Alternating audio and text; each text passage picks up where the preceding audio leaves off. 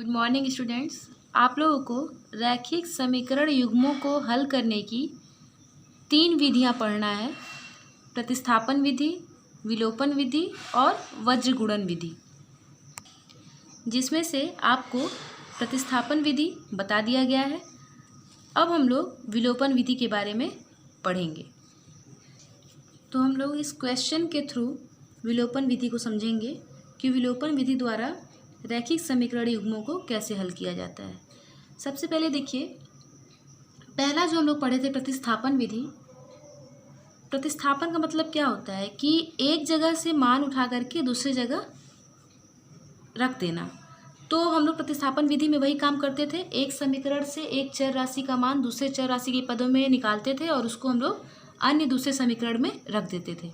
तो नाम से ही स्पष्ट था कि हमको क्या करना था, एक चर राशि का मान दूसरी जगह रख देना था। और इसी तरीके से यहाँ पे है विलोपन विधि। तो इसके भी नाम से स्पष्ट है कि जो इसमें चर राशियाँ दो दी गई हैं एक्स और वाई, उसमें से एक चर राशि को हमको विलुप्त कर देना है, मतलब हटा देना है। तो उसके लिए क्या करते हैं, देखिए, जब भी रैखिक समीकरण युग्म दिया होता है तो सबसे पहले जिस भी चर राशि को हटाना होता है उसके गुणांकों को हम बराबर करते हैं। जैसे मान लीजिए अगर हम x को हटाना चाह रहे हैं तो हम क्या देखेंगे कि यहाँ पे x का गुणांक 2 है और यहाँ पे x का गुणांक 1 है। तो ये तब तक नहीं हट सकता जब तक इसका गुणांक क्या ना हो जाए, बराबर। तो अब क्या करेंगे, यहाँ पे देखिए, यहाँ 2 है और यहाँ पे 2 करने के लिए हम लोग को क्या करना पड़ेगा, समीकरण 1 में 2 का गुणा करना पड़ेगा। तो हम क्या करेंगे, समीकरण 1 में 2 का क्या कर देंगे, गुणा कर देंगे। तो जब 2 का गुणा करेंगे तो हो जाएगा 2x plus 2y is equal to 2 का गुणा 5 में करेंगे तो 10। तो ये हो गया समीकरण 3। अब देखिए, अब अगर हम समीकरण 2 और 3 को देखें तो इसमें क्या है, x का गुणांक बराबर है। अब एक बात का ध्यान रखेंगे, जब गुणांक बराबर हो जाता है तो अगर दोनों का चिन्ह समान है, यहाँ देखिए ये भी पॉजिटिव है और ये भी पॉजिटिव है, तो अगर दोनों का चिन्ह समान रहता है तो क्या करेंगे, समीकरण 2 में से समीकरण 3 को घटा देंगे। और अगर दोनों का चिन्ह समान नहीं होता है, विपरीत होता है, तो दोनों समीकरण को क्या करते हैं, जोड़ देते हैं। ये चीज़ आपको ध्यान में रखना होगा। तो यहाँ हम देख रहे हैं कि दोनों का चिन्ह समान है, इसलिए समीकरण 2 में से समीकरण 3 को क्या करेंगे, घटा देंगे।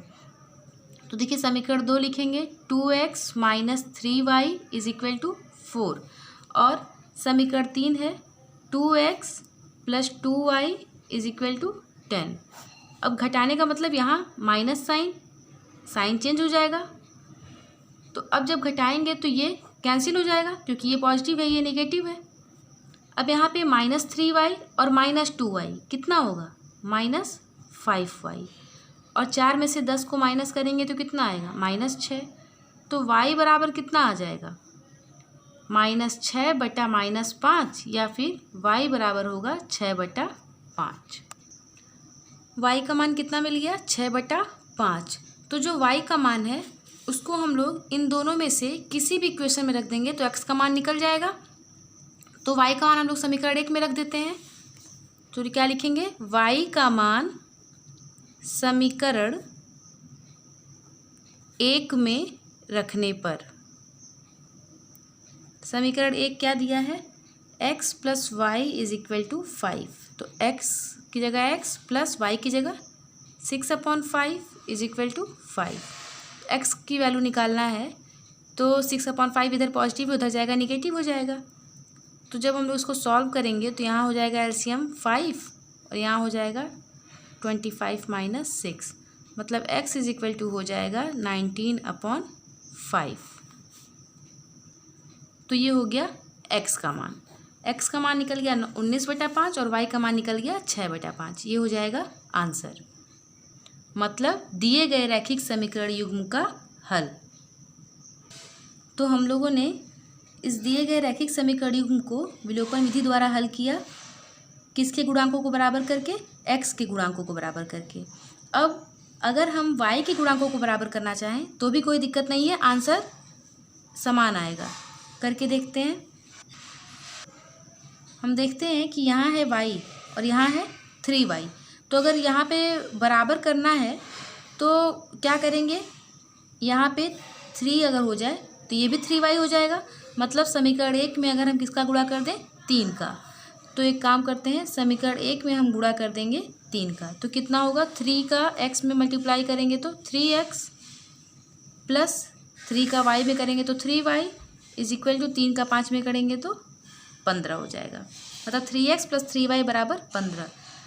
तो ये हो गया समीकरण 3।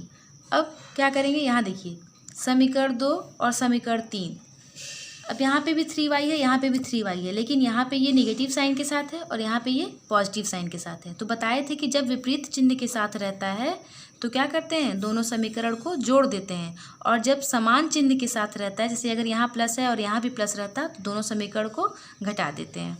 तो यहाँ पे क्या करेंगे, हम लोग जोड़ेंगे, मतलब समीकरण 2 प्लस समीकरण 3। तो समीकरण 2 क्या है, 2x minus 3y is equal to 4। और समीकरण 3 क्या है, 3x plus 3y is equal to 15। तो यहाँ देखिए जब ऐड करना है तो क्या करेंगे, यहाँ देखेंगे माइनस 3y है, यहाँ प्लस 3y है, ये कैंसिल हो जाएगा। यहाँ हो जाएगा 2x प्लस 3x कितना होगा, 5x is equal to 15 plus 4 कितना होगा, 19।